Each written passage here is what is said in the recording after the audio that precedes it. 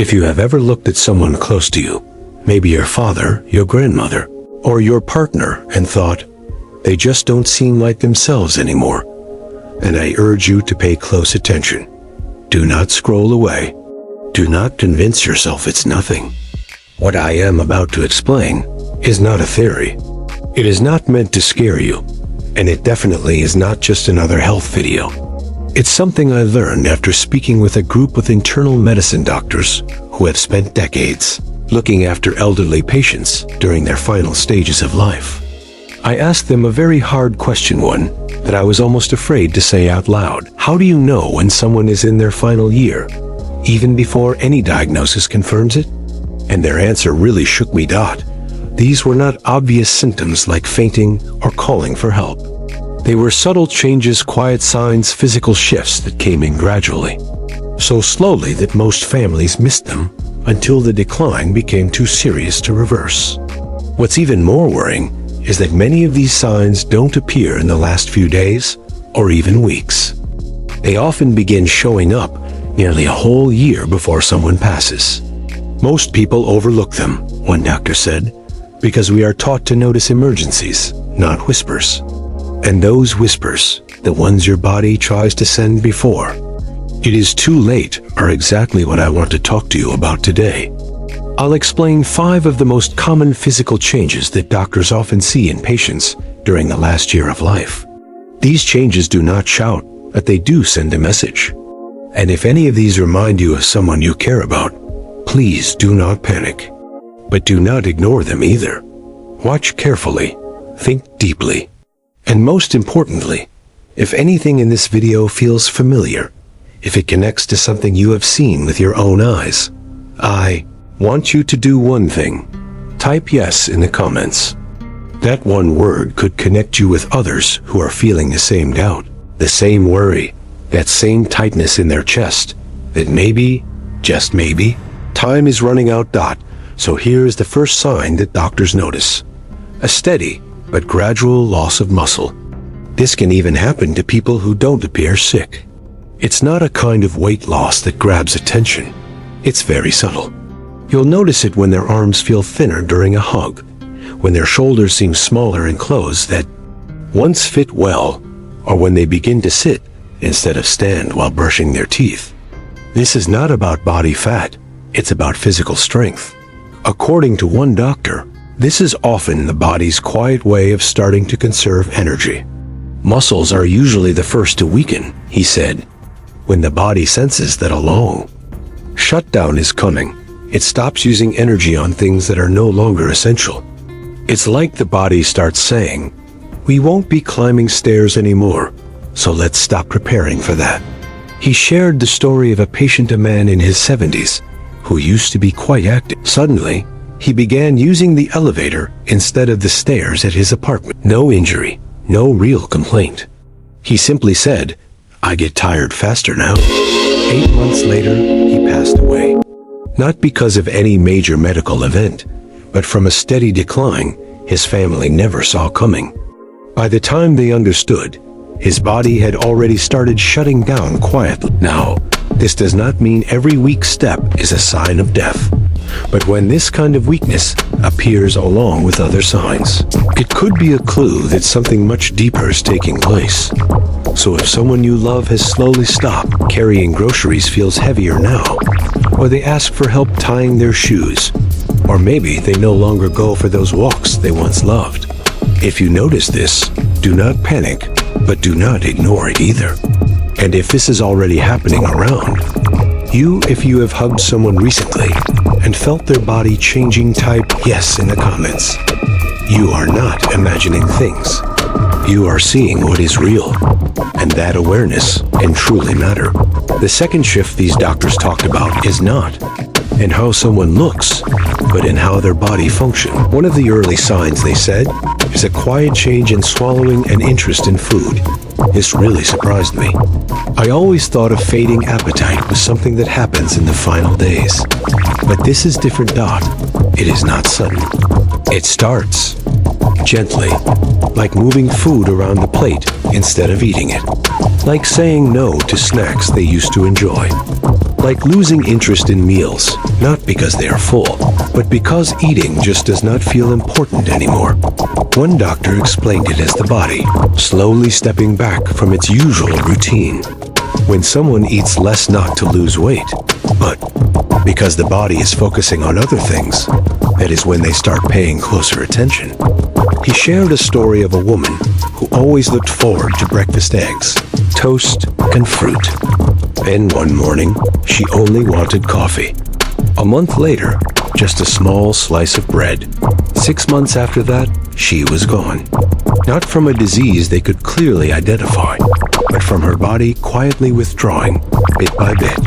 That really stayed with me, because I remembered when my mother stopped asking for dinner. She only wanted soup, then just tea, then nothing at all. We assumed it was age, or maybe our mood.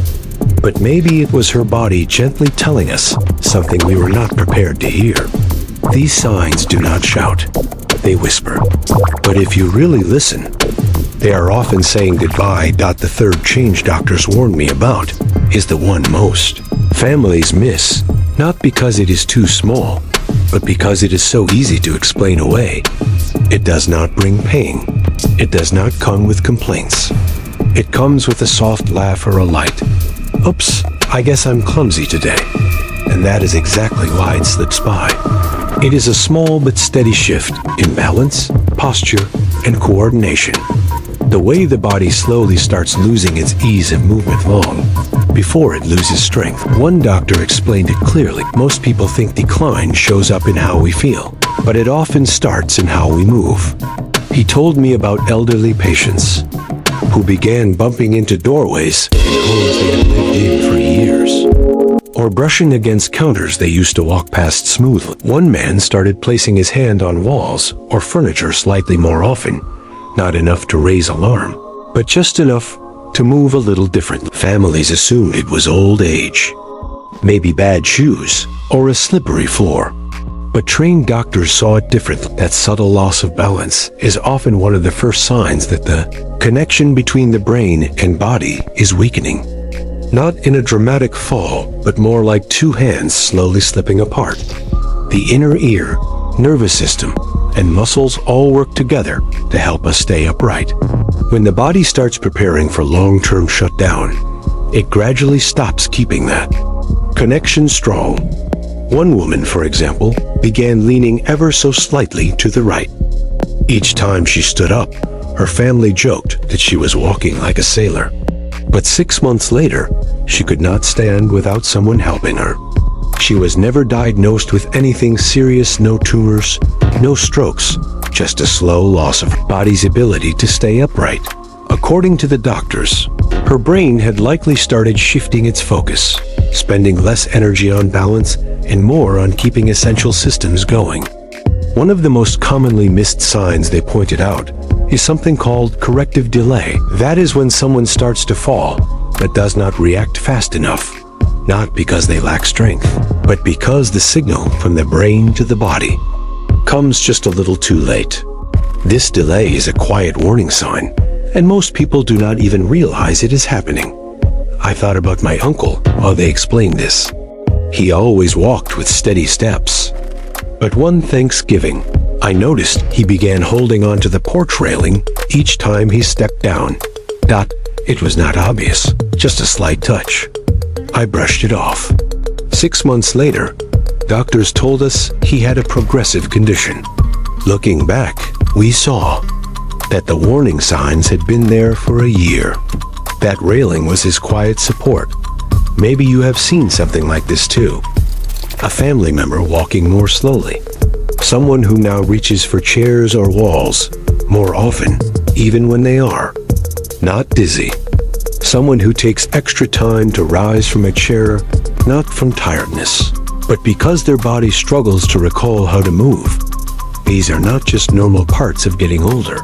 Sometimes they are the earliest hints that the body is starting to change in a deeper way. And what makes this so risky is that it happens quietly, so slowly that most families just see it as a rough day. But when those rough days keep happening, it is not random. It becomes a pattern. The doctors told me that when they notice these patterns, small changes in how someone walks or stands, or balance problems without clear reasons, they begin to observe more closely. Because many times, this is how the body starts its last year. Not by suddenly shutting down, but by slowly letting go step by step. If any of this reminds you of someone in your life, if you have noticed even small changes in how they move, type yes in the comments.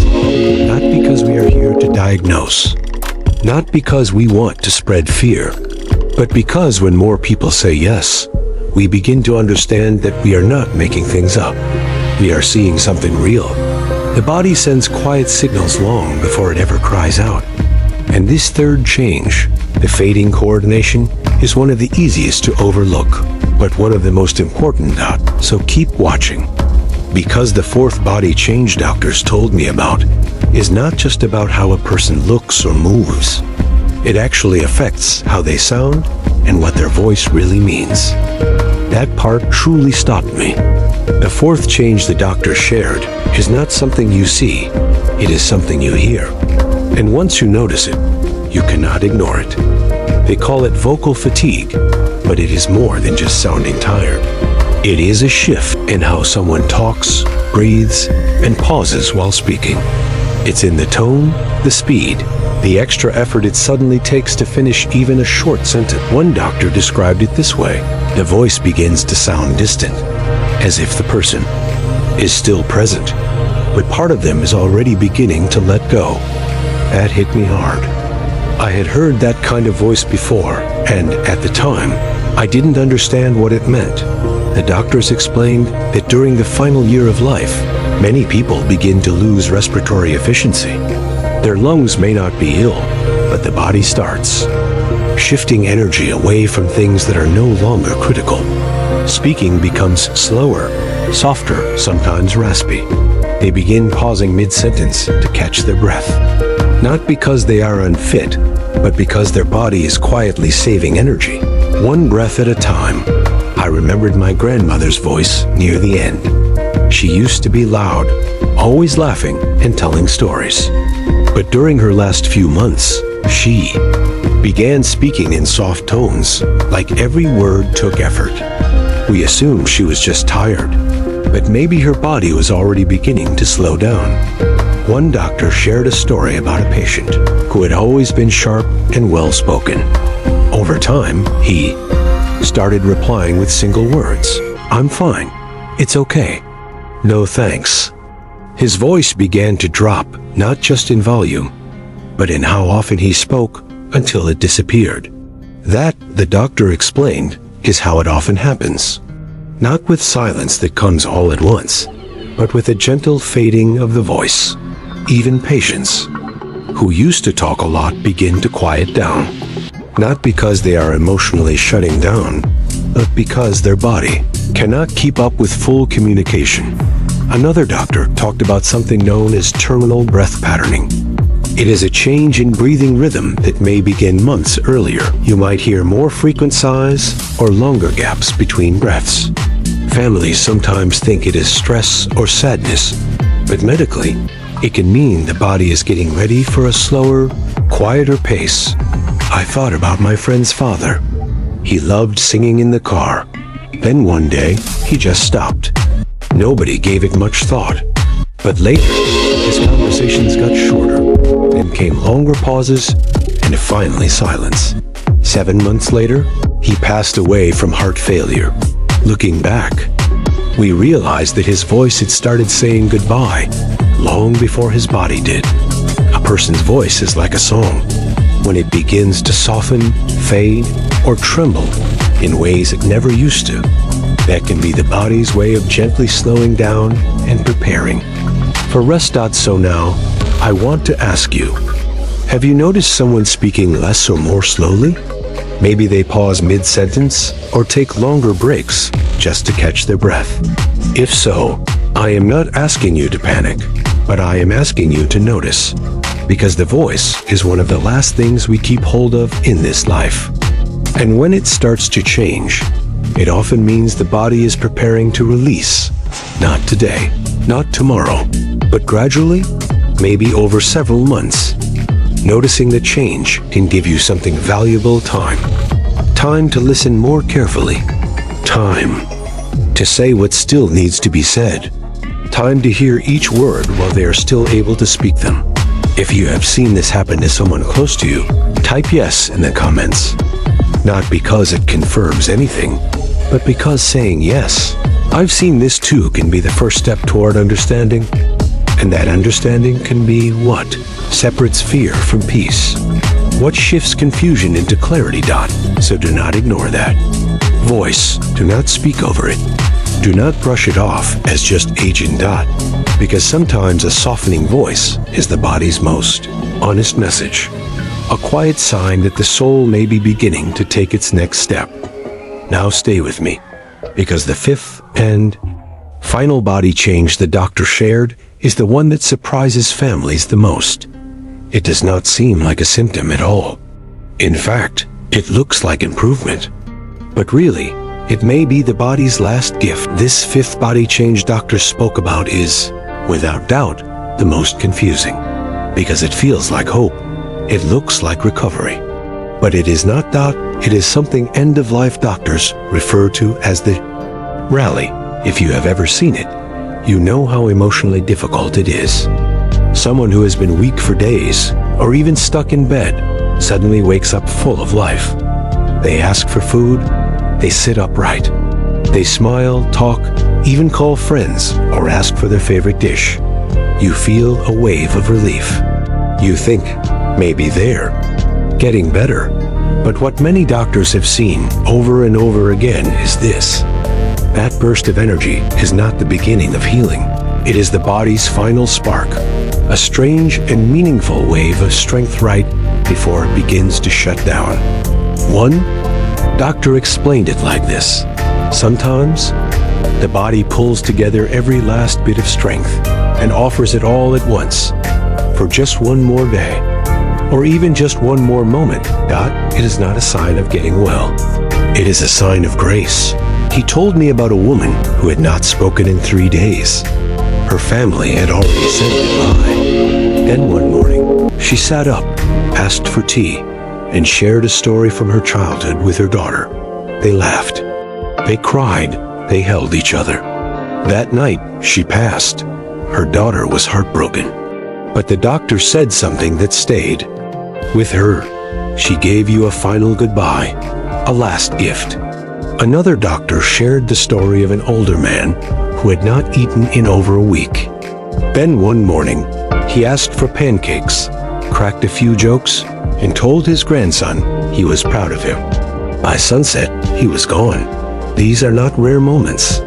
Hospice nurses and doctors around the world recognize this event well. It is powerful. It is misleading. And it is deeply meaningful. Because during that short window, the dying often appear more alive than they have in months. They glow, they laugh, they seem like themselves again. But inside, the body is quietly preparing to shut down. The systems are slowly nearing their end. And somehow, whether through love or something we cannot fully explain, they offer one final glimpse of who they used to be. It feels almost like the soul saying, remember me like this. Not weak, not silent, but smiling, present, and alive. And that is what makes this change so hard to process emotionally. Families start feeling hopeful. They cancel hospice care. They plan small outings. They begin to dream again. Then suddenly, the loss hits them, and they never saw it coming. One doctor said, I always tell families to enjoy the moment. Take in the light, but do not be misled. The rally is not a recovery. It is a release. When I heard that, I thought about my own mother. Just a few days before she passed, we sat in the living room and laughed. She asked for ice cream. She had not smiled in weeks, but on that day, she was glowing. I remember wondering if maybe she was getting better. But the very next morning, she was gone. Now, I understand. That moment was not false hope. It was a gift, a parting gesture, her way of saying goodbye, wrapped in joy. If you have ever experienced a moment like that, a sudden brightness right before the end, type yes in the comments. Because someone watching right now may be feeling confused, maybe even broken by what they saw. And your yes might help them realize it was not a trick. It was something sacred. A hidden blessing. So now that we have talked through these 5 changes, the slow loss of muscle, the fading appetite, the quiet shift in balance, the soft voice, and the final spark of energy, what can we do with all of this? What should we take from these signs, this truth, this gentle outline of what the body goes through before goodbye? The doctors I spoke with told me the same thing that hospice nurses have said for years. What families regret most is not what they did wrong. It's what they missed. They missed the lighter hug, the food left on the plate, the shorter answers, the shaking hands, the sudden burst of joy that came and went too fast.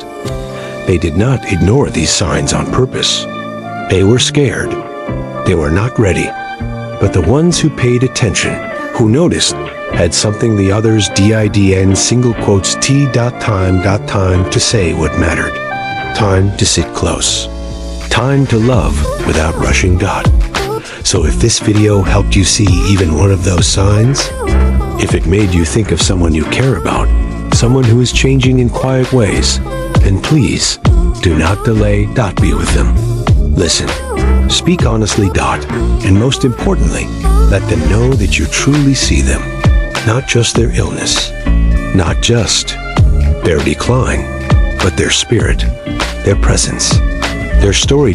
Because when we recognize these changes, not with fear, but with understanding, we give ourselves the chance to walk beside them with care and love. And if this message spoke to you, if it helped you see more clearly, or even if it gently broke your heart in a healing way, please do 3 things right now.